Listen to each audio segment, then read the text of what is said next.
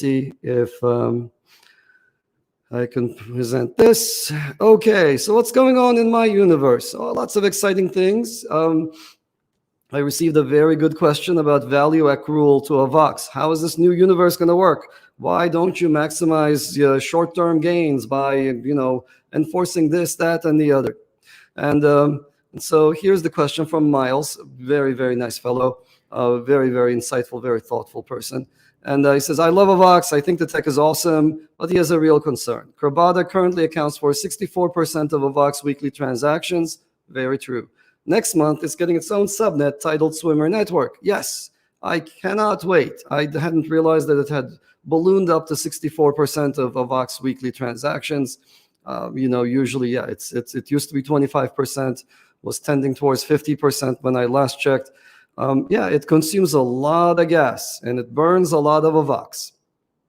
So that's true, but it also means that you and I and everybody who wants to use our chain for DeFi activities, we also have to pay high fees because we're competing with the crab people, and so that's a problem. So his question is, this means that TUS becomes the TUS, becomes the gas token instead of Avax. And currently, whenever a transaction is processed, Avax is used to pay gas. Well, on the Swimmer network, it's going to be different. And so then what happens when Avax is no longer used for crab transactions? And he says, for example, on DFK, it's Jewel, and on the Swimmer network, it's TUS. So then what do we do? And it reduces the amount of Avax burned. It does. And feeds transaction volume away from the primary network. Yeah, but that's a technicality. So I want to just go through this discussion a little bit with all of you. This is a good question. I got it from quite a few other people as well. Subnets are becoming a big thing. DFK is a huge success. That's why you've got these copycats trying to copy us right now. The same people who were fudding us before on exactly this issue are copying that exact thing that they were fudding us on. So as we spin up more subnets, and as some of these networks use their own tokens for gas, so you might be worried that the demand for Avax will drop. So let's go into this. Why am I not the least bit concerned? First of all, as subnets take off, every single subnet validator will need to tie down 2,000 Avax. They need to be part of the P chain if they want to be part of the Avalanche family, and to do that, they need to have 2,000 Avax per validator. And so conservatively speaking, there is demand for many thousands of subnets. Let me say that again. The demand I see, approximately speaking, is huge. It's thousands of subnets. And this is a conservative number. Why is it conservative to say there's demand for thousands of subnets? How many games do you think there are? Just do the math. How many games do you think, how many computer games, distinct computer games, do you think there are? Well, so we kind of have demand for, approximately that number divided by 10. So take your number, million, divide by 10, and then divide by another 10, just for a good measure, because we're engineers. We want to have some safety margin in predictions we make. And then you get a number, right? So and then divide by another 10 after that, too, just for extra good measure. And so I said something like 1,000 subnets, very conservative number. And these should all have validators. How many validators should they have? These days, they start out life with small numbers of validators. And some of them might always remain small, but quite a few of them will need to be big. And when they have economic value, people should demand that they have more validators. Those validator systems should be open. So say each with 100 validators, approximately speaking. So that's demand for 200 million Avax. There's only going to be 720 million Avax in existence. So a third of our supply will be tied down in the form of just subnets. And I only gave you an example from GameFi. Add all the other uses for subnets. We're talking really large numbers. So there's substantial demand for Avax that's going to be created just by the validation requirements. It's huge. It's very, very large. Second, the subnets that run on their own tokens will need to provide liquidity for their gas tokens. You can't just buy Joule, you can't just buy TUS or TUS or whatever it is. I don't know how to pronounce it. TUS, TUS. So they tie up about 3 million worth of AVAX just for their AMMs. And that's a conservative number. These are smallish games at the moment. So every single gas token, every single pay-to-earn token will need to tie up similar amounts. People want liquidity. If you don't have liquidity, then you've got this token with no value. So they need to be convertible. And to make them convertible, they need to tie up AVAX themselves. So there's demand coming in from those tradable pairs that people will have to put up. And so that too will end up tying down substantial sums of AVAX. And I think these two alone, the first point alone should answer Miles' concern, but the second one piles on top and says, don't forget this second form of demand for the native coin. And the third one is, I'm not actually convinced that everybody will indeed take, fancy coins. That is, if I have a FUBAR coin, will my validators always be demanding FUBAR, payment in FUBAR, validation in FUBAR, etc.? Even if they do, they will convert it. So instead, I think what many other validators would do would be to demand payment in AVAX. I mean, I run validators, and for me to retarget my validators on behalf of another subnet, I would typically want to be paid in AVAX. And if not AVAX, then I'd want to be paid in whatever their coin is, convertible, that is convertible immediately with great liquidity to AVAX. So either way, you're either under 0.1, 0.1 remains no matter what, but you're either under 0.2 or 0.3 here. So either the AMMs tie it up and I convert immediately, or you pay me directly in AVAX anyway, and the concern is not that dire. So no matter how I look at the math, I see avenues for demand creation with subnets. The subnet architecture will tie down substantial AVAX.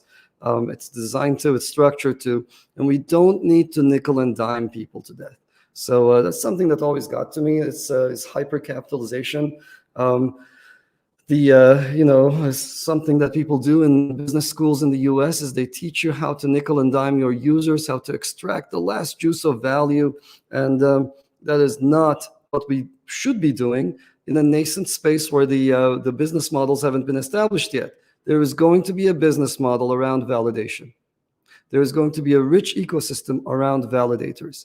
We're only in the beginning stages of this. Yeah, there is a validation space. It's small, and it's not striated. Those validators all provide the same service to everyone. It's not differentiated, and there is some consolidation in the market in terms of payments and how much you make for validation, but it's going to be much bigger with subnets, and that isn't here yet. So this is not the time to worry about the sort of the nickel and dime things that are necessarily reflected to the users, but to worry instead about how we take the pressure, the load, the cognitive load of buying tokens, of setting up your wallet, your extension wallet, etc., and then having to make a cognitive decision every time you pay in a game or in a subnet or whatever. So how do we reduce that load for the users so we can onboard millions of people and shift the costs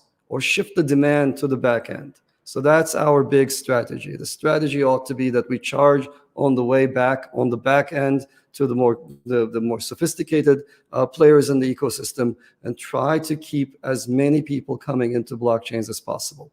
I kept telling you that we play a different game than everyone else here, and the game is grow the space. And so this is how we grow the space. So I hope you're with me. I thought that was a very insightful question. Miles is dead on right? So doesn't this just reduce AVAX demand? And I think I explained how I think it's going to, just to the contrary, create far more demand for AVAX. And we're seeing that already. You're already seeing, we saw a big uptick in the number of validators in the last few weeks. I think we're up to 1,600 validators. I'm not even counting the non-validating nodes. If I count that, we get a huge number of nodes that are part of the network. So it's really the network is incredibly healthy. We're at a very good spot right now. So we're going to see even more of this as people build more subnets. Okay, on to fun stuff. I have other other slides and stuff. So I was just browsing through my phone, and Google does this thing where it shows you a picture from like umpteen years ago. This was 3 years ago that day, 3 years ago, like 6 days ago. 3 years and 6 days ago, I was in Korea with Kevin Sekniki, and no mainnet, no believers. Everybody was pushing back. And all of these VCs, they're going around saying things like, oh, we really believe in the space, blah, blah, blah. Well, we were in the midst of a bear market, and they had closed up shop, right? They were not interested. And so they lacked the conviction back in the bear market, back when we were doubling down. And I invested the most precious resource that I only have a finite amount of, for sure, and that is my time. And so did Kevin. So we went from place to place. We were convinced that this was the next big thing, and it did turn out to be the next big thing. And we were the transition from the bear market. Our public sale marked, I think, at least for me and for many people, I think people will agree on this, on the people who do the historical analysis later on, that the Avalanche token sale heralded in the big market to come, or the big bull market to come after July 15 of the year when we did it. So anyhow, so yeah, we were like a K-pop boy band. There's another picture, I think, where we are jumping into the air and looking goofy. I'll try to find that one. So yeah, so it was fun. This is in Korea, and those of you who speak Korean, the temple has some interesting writing on it that I think is quite appropriate for Avalanche. Okay, what else happened recently? I had a very nice chat with Do Kwon, and we talked about something that almost never happens in the space, and that was the alignment of two disparate L1s. So Terra and Avalanche working together, bringing their strengths together to build a new product, a new combination of products, if you will, maybe in fact a triple combo. So what did we do? First, we through this agreement, through this partnership, Avax becomes part of the treasury assets for Terra Luna. Okay, so what does that mean? The UST stablecoin, to mint it, you can use Avax, and part of their treasury will get converted to Avax. So that's a wonderful situation to be in. So they need to divest. They need to be spreading the risk across more coins. And the first thing they did, of course, they're backed by Luna. First thing they did is they went and explored Bitcoin, and perfectly reasonable, one of the deepest markets by volume. So in case you have to do any kind of balancing for your stablecoin, you want to have access to the deepest, best markets and the least correlated coins. And so they went to Bitcoin, the granddaddy of them all, with its great depth of market, and bought 1 billion worth of BTC. Then they upped it to 3, and Do is planning to up that number. I mean, there are rumors, at least. I don't know. I didn't hear this from Do himself directly. I didn't ask. He's planning to up that number, people say, to about 10B. So that's great. It's wonderful. And then the second non-Luna asset they wanted to partner with was Avax, was us. So it's wonderful to be in that situation. It's wonderful to have our tokens backing their stablecoin, and it's wonderful to have a means by which people can participate in all of this with Avax. So there is that going on, and in return, of course, there's a lot of benefits to be had from a stronger algorithmic stablecoin. I have a lot of concerns about algorithmic stablecoins. Their game theory is very complex. It's not easy to get them right. On the other hand, what are our alternatives? Fiat-backed stablecoins are incredibly fragile. They are for sure 1000% centralized. There is always a custodian who holds the actual cash backing the actual fiat, backing the fiat-backed stablecoin. And that person is a vulnerable target. They can lose the fiat through all sorts of legal maneuvers and maybe illegal maneuvers as well. They can exit, they can rug pull, etc. There are all sorts of risks associated with fiat-backed stablecoins, which I happen to love those as well. They're the essential fuel for our industry, but they carry some risks that are unique to themselves. And And in a universe where the financial system has been weaponized so thoroughly, where people are targeted, their assets are targeted, and there are sometimes unpredictable extrajudicial mechanisms that come to bear themselves on people who are targeted, that we need a way to create value, to create stable value using on-chain mechanisms. And that's where algorithmic mechanisms come in. Now, what's going to happen from here? Every one of the copycats that are copying Avalanche are also going to try to copy Terra. That's exactly what they're going to do. All the non-creative people in this space, you're going to hear them announce their own stablecoin. In fact, they did the day of our announcement. Another copycat group, famous for their YouTube videos, but not much else. Definitely not tech innovation. They came out and they announced that on April 20th they would unveil their own stablecoin. It's April 21st today, I think, or 22nd. I'm not even sure.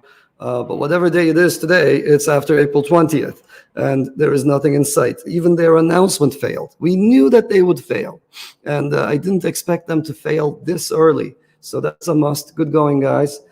As I said in the beginning, it's time for us to mock these copycats. It's actually very hard to run an algorithmic stablecoin. Very, very hard. And Doe and team know how to do it. That's why we are planning not to do our own algorithmic stablecoin at the moment.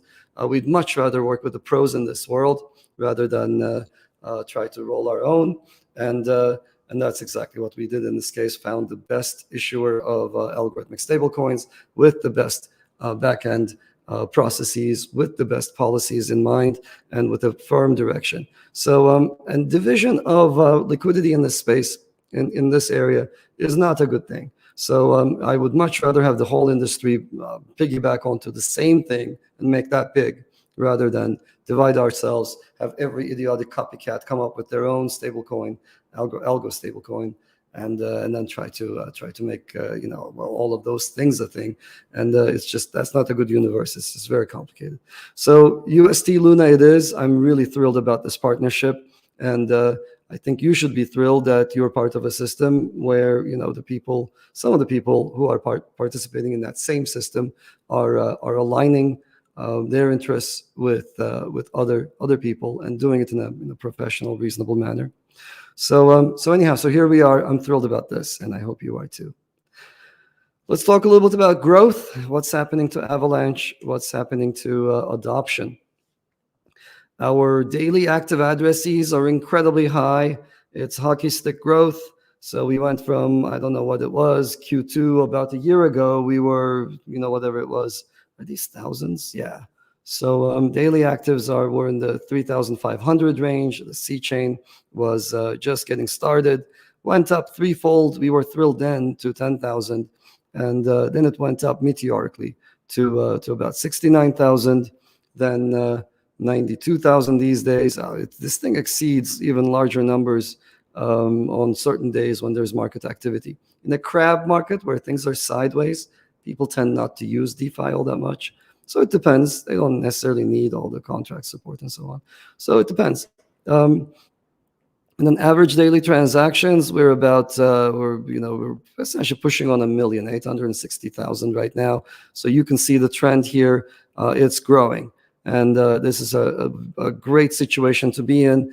And as these things shift to subnets, they don't disappear off our books. Subnets are very much part of Avalanche. The C chain is a subnet. The X chain is a subnet. The only chain that you could argue is not a subnet is the P chain, the platform chain, which is the coordination chain. That's the chain on which you create the other subnets. So it's a big umbrella, and that aggregation of activity across DFK, Swimmer Network, and all the other subnets that are going to be coming out is going to be just great for our numbers. And they will shield us. The presence of subnets will shield us from the fee growth, from the load on these disparate subnets. Number of validators, I think I mentioned this. We got a huge uptick this week. Our validator count went up by 200. So, it's not clear where they're coming from, who's coming in, etc. Could be some funds that finally managed, that had bought Avalanche. that finally managed their staking situation, sorted it out, and started staking with the Avax that they were just hodling before. That could be other people coming in, could be nefarious people trying to like extract MEV out of the network. Who knows? We're monitoring them. We're taking a look at what's happening inside the network, and so rest assured we're on top of this. So far, it seems like supremely benign growth of the kind you would love to see. Oh, it could of course be what I alluded to earlier. I didn't want to repeat myself. Let me repeat it just in case. It could well be people getting ready for subnet deployments because they need machinery ready on the go for that are validators for for bridging the gap between P and their own subnet. So it could be anything, but it's interesting to see validators come in mass. It's fantastic. This is the kind of growth and demand we'd like to see. So the stuff, the tweet storm I talked about, you could be seeing that exact same thing that's outlined in that tweet storm happening over here. So let's see. We released something new. This is the Blob VM. So there's a new subnet.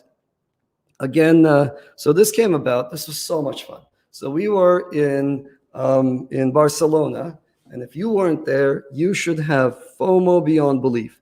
It was, I don't know what it was. It was part festival, part celebration, part business, and just the right combo. It was so great. And the entire team paid so much attention to small details to make that whole experience a huge success. It's by far the best conference I went to. And I say this objectively. And if it weren't, I would say that. And so it really was. It was amazing. My events team just went out and beyond all of my expectations. Anyhow, so there we were in Barcelona. We were in a tent after the conference. There's a hackathon. I forgot how many hundred people were in the hackathon. It was a giant tent, lots and lots of people remaining sleepless for about 3 days on end, 2 nights of no sleep, and the third day was a day of judging. And I was trying to go from station to station talking to everybody. And Patrick O'Grady and Gyuho, they were there as judges, and they found some time to sit down and write a little bit of code themselves. I think they spent like a few hours on one afternoon together. These two guys are amazing. And they ended up building a new subnet VM, a special virtual machine for a special purpose use. And they call it the Blob VM.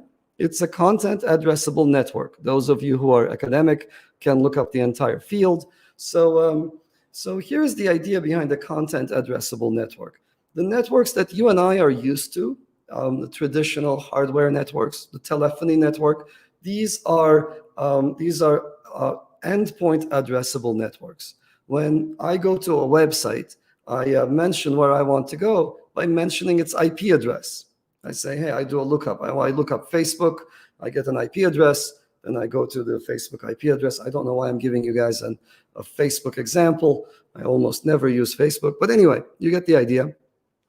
Or whenever we're about to do a Skype call, which I also never use because I'm worried about the spying that's going on. But if I were to do a Skype call, I would be naming your IP address.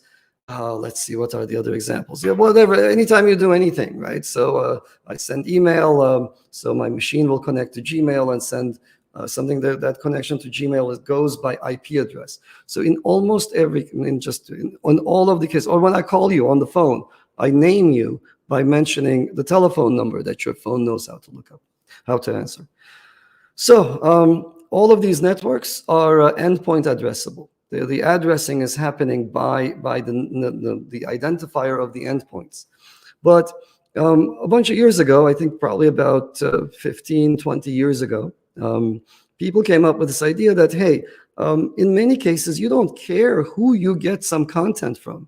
You just want to get the content. So there are many uses for this. One of the best uses, of course, is for NFTs. So NFTs have some image data. You want to put it up someplace, and other people want to look it up by its hash. So that's the kind of use that we envision for Blob VM. And so what you do is you can store data on it, and you can look data up. You can say, hey, I'd like to fetch this file back from this store. And so you could have used Space's VM for this, And Spaces VM is also eminently doable for this kind of a pattern. It's hierarchical, it's authenticated, it's nicely done, it's got a nice UI and so on. But it might be too much for what you want. So I think Blob VM is a simpler version of what the Spaces VM does. So in Spaces VM, everybody has their own space. Content lives under a particular keys space, if you will. Doesn't really, but there's a notion of an owner for all content. Blob VM is different. It's more primitive. There are many other uses for it other than NFT data that I mentioned. So we put it out there for people to use and play with, and there it is. So if you want to play with it, it's all yours, and it's all open source. Go play with it. Launch your own Blob VM. Put whatever you like in it. Deal with everything, all the headaches of maintaining a subnet, but you can, and it would be a good foundation for other things to come build on top of that. Let's see. There is this discussion of stateful precompiles. So this just came out. This is a PR that just got merged into our Subnet EVM.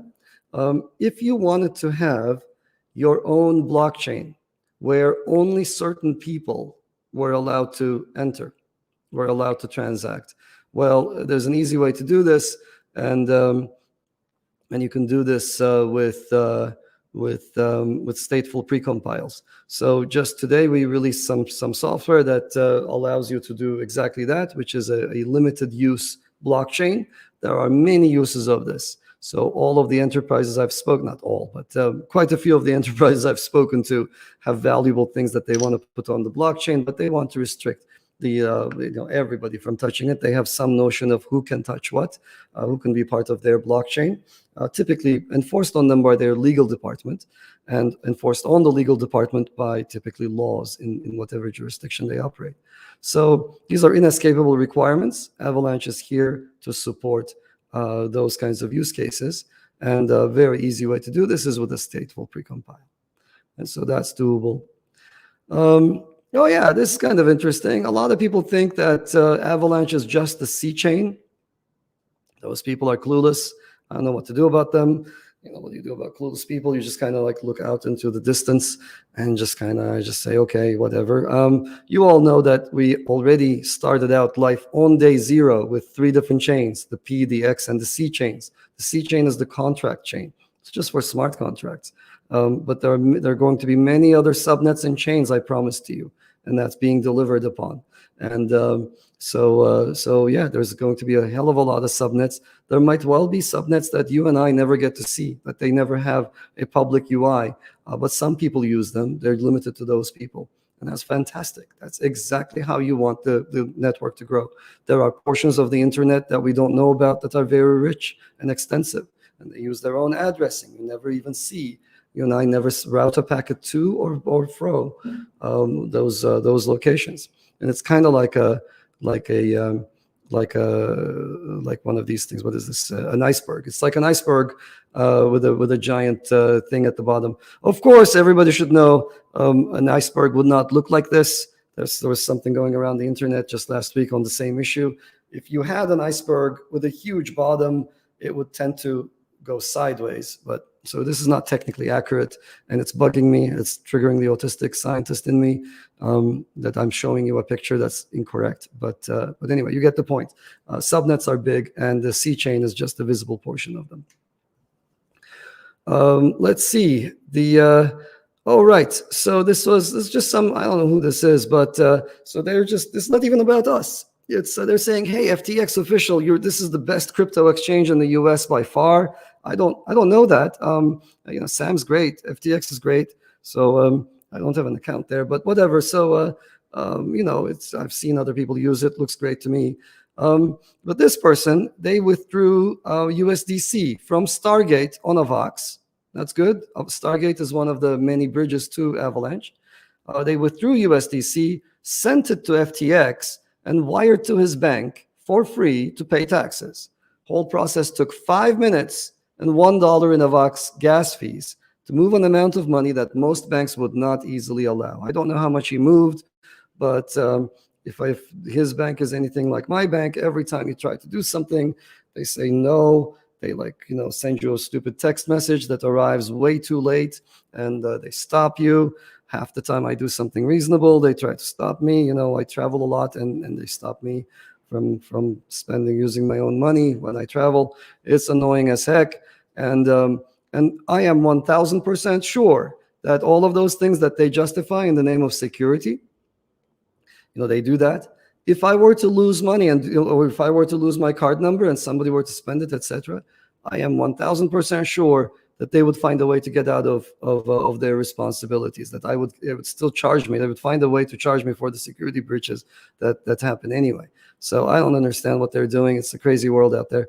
But let's not lose track of the main point here. This is just like a gush of love from a regular user. It triggered me to send this message. This is me on the left and Sam on the right. I think, I don't know. Yeah, he's got more hair than I do. I think is Belushi. So yes, we're like this. I can't wait to go to the Bahamas to the FTX conference next week. I was just in the Bahamas about a month ago for only one day to talk to Sam, and came back the same day. So I saw how gorgeous it is down there. Didn't get a chance to even go into the water. So it's kind of weird. If my young self had been told that someday he's going to get older, he's going to go to the Bahamas, he's going to see the ocean, and will come back without jumping into it, yeah, you would not have believed it. So anyways, but my love for Sam is so deep. We're kind of like that. So okay, on-chain activity. So the numbers are very, very large. So what is this? Oh yeah, this is kind of cute. So we have two subnets, and then we have, of course, sorry, we have right. So we have these are not even subnets. What is this? Oh yeah, this is the DFK chain. So this is the number of transactions on the DFK chain, 180,000. Crabada on the C chain is doing 550,000. So combined, they are doing more than some L1s. Just two games on Avalanche do more in transactions than the entirety of another L1. So it is what it is. When every time I say this thing, and then my team gets upset, and they're like, "Don't be negative." It's not negative, okay? If as a scientist we cannot call out objective reality, then I don't know what we can call out. The numbers are the numbers; they speak for themselves. So I've gotten a lot of negativity from this particular group as well. They ended up blowing up a typo into a big deal and acted like they discovered the typo. We told them where the typo was in some paper, and they're like, blah, blah, blah, blah, blah. Avalanche is wrong. And they even have a long post that I don't think they've even had the honesty to take down yet. But they even have a long post trying to essentially, shit on Avalanche, saying Avalanche is broken. And Avalanche is here, way above where they are. And just the games on Avalanche are just completely slaughtering this team. Good luck to them. Power to them. They're going to need it. So, oh yeah, and then there's this song. I love this song.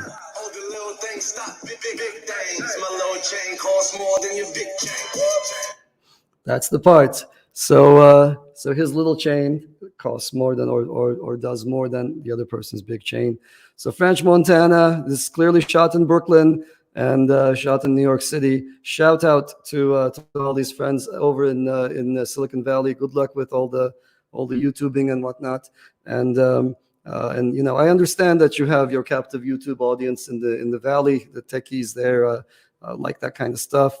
We're here creating value. We're here building things that scale. We're here going after finance. Good luck with whatever you're doing. I hope you reform your ways and try not to put out incorrect material. That was a big move. Okay. And so let's see. Let me see how I go. Okay, there we go. There's a bunch of interesting projects building on Avalanche. What's going on? Yeti Finance, that just launched. In the first 48 hours, they reached over 600 million in TVL. They have a novel approach to borrowing and risk mechanisms. This is brand new DeFi stuff. This is a new Lego. And so it's wonderful to see energetic young teams deploying on top of Avalanche. It's wonderful to see that Avalanche is the place where innovation is taking place. It's all new code. So it's unaudited. I certainly haven't done any due diligence on the code itself. So I just know that the project is very promising and is doing cool stuff. But this is not an endorsement. I'm just calling out exactly what I called out, which is, hey, they grew a lot in 2 days and are doing incredibly well. Again, the amount of TVL locked in just this application on top of Avalanche is far in excess of some L1s out there. So yeah, I think the number in 6 days it went up to 800 million. They're doing something interesting. I worry about every time there's something new. Of course, you got to do your own research and make sure that the code has been vetted, audited, doesn't have flaws, doesn't have issues. Someone's not going to find something and drain it in 1 day or whatnot. So there's all sorts of risks with that. But regardless, it's very cool stuff. Crabada, so they're going to move soon. They announced their milestones on the 9th of May. They're going to launch the Swimmer network on mainnet. There's going to be the great Crabada migration. The crabs are going to move over, as they do, I guess, in Hawaii and places where they travel across the road and, you know, whatever. I haven't seen this. I've watched it in David Attenborough's documentaries, but they go en masse. They're going to do the Crabada Great Migration, and they're going to do their game launch a few days after that. Cannot wait. The subnet infrastructure is exactly what they need, and moving Crabadas or the crabs out, the swimmers out to their own subnet will be good for us because it will reduce our fees. There's METL. METL is a new fiat on-ramp for the Avalanche Web3 ecosystem.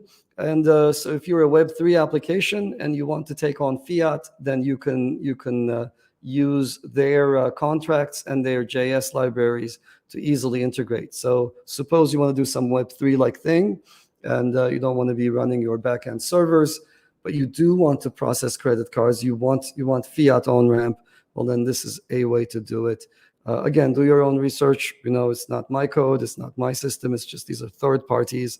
But take a look. It's interesting. It's a good building block for all sorts of exciting things. So those of you who are builders, I hope you get some inspiration from the other things that are happening on chain. And there is, what is this, GameFi? Oh, GameFi Economies. So Hasib, whom I'm supposed to see later today because he's visiting New York, he's a very incisive. He's an amazing person overall. So I look to him for an encyclopedic knowledge of everything that has happened in the space, in the crypto space, and I look to him for a thoroughly deep understanding of everyone's strategy. So he's very technical and also very knowledgeable about the history of the space. So he noticed an interesting observation. So which is, a lot of play-to-earn economies hit recessions, and a lot of in-game currencies get crushed due to supply-demand imbalance. That is, these things are generating money, right? So they're growing the M1 supply, or the M1 in their case, typically the M1 supply, and as long as the demand is there, that's okay. But when demand falters, then suddenly you can get a huge crash in coin price, and So he's right. These in-game economies need to be not simplistic. There need to be some complex dynamics that will absorb the glut of coins that are being produced. So that those dynamics, if they are built properly, if they, if you want to think of this as a space, a multidimensional space, there need to be some tensors. There need to be some. You're going to want to, okay, I'm going to get a little bit wonky for a second. Imagine the space of value, okay, for your coin and the various things people can do to change the value. They can just sell your coin on the open market, the price drops a little bit. They can buy more coin, price goes up a little bit. They can go and stake it. They can go and do whatever else in your system. Your GameFi will have a whole bunch of operations. Each of these are dimensions, and the activities of the users will take the system, will move the system in this complex multidimensional space. What you want are dynamics that one could actually model as tensors, which are fields, right? So fields of forces. So those tensors, they need to be rotating around, or they need to have some points that are stationary. When your system is in a good, stable place, the things that people do should balance your system out so as to make it stay at that location. If you haven't thought it through, if you don't have enough dynamics, then you can still have a successful game in the short term, but you will see the exact kind of crashes that Hasib is pointing out there. And when something happens, you cross one threshold, and suddenly what you did was, in one dimension, you ended up doing a walk, and you went to a place where suddenly the next stationary point for your system is at a very, very low price point. So don't build those things, build more complex systems, and so your games will be everlasting. And I think we're getting there. We're going to get there. I think some of these initial games, they might have been a little too early. The ones that Hasib posted about, the price crashes that we saw there, might have been due to the fact that the games were rushed to market and did not have enough dynamics. I think we're going to see more and more exciting models, and we'll probably begin to see economists playing a role in game design, and it's going to be kind of fun. I think we've already seen this for like World of Warcraft and so on, but we're going to see it much more for GameFi. It's coming. So let's see. That's a good question. Do we really need to keep a game token price stable or even appreciating? I don't know. That's a good question. Maybe not. It's okay. I mean, it's just, these are games and these are virtual currencies. They don't have to all go to the moon. Would you expect a super complicated economy model for a match 3 game? I would not match 3. But if a game is going to be with us for decades to come, and the best games are, right, World of Warcraft or whatever else, Minecraft, for a game to be around for a very long time, you want it to have economic stationarity. You want it to have some stable points. And I alluded to this a second ago.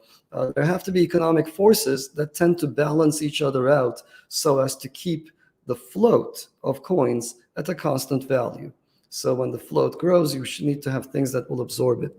Non-stationary games will, by definition, become unplayable over time. If you're not in a stationary mode, that is, your entire system is traveling in the state space, well, then it's going to travel until it hits a stationary point. So, and that point might well be at an area where nobody wants to play your game, and that's not good. So that's really it. Those are my closing thoughts. Today I woke up slightly annoyed, I guess, and ended up looking around a little bit more critically today. And as you can see, there's a lot of stuff to be grateful for. Lots and lots of exciting things happening. And so coupled with a gorgeous, gorgeous spring day in New York City, I opened up all my windows and I'm trying to air out my place here. It's wonderful outside. So the markets, of course, do what they do. We never talk about price. I never talk about price. There are many, many days when I don't even look at or know about the price. What I do care about is our relative ranking and our growth and our ability to onboard people. I think all of those are on track, and they're going far better, actually, for us than they are for the equities market as well. I did take a look at it this morning. So that's a really good situation to be in. In the short term, I'm going to enjoy myself and my weekend.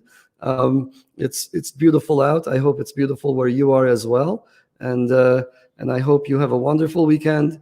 And I'll be back next week, and we'll talk. I will be at the FTX event next week. Maybe I'll do a session from there if the Wi-Fi allows. So hope to talk to you then. Take care. Bye-bye.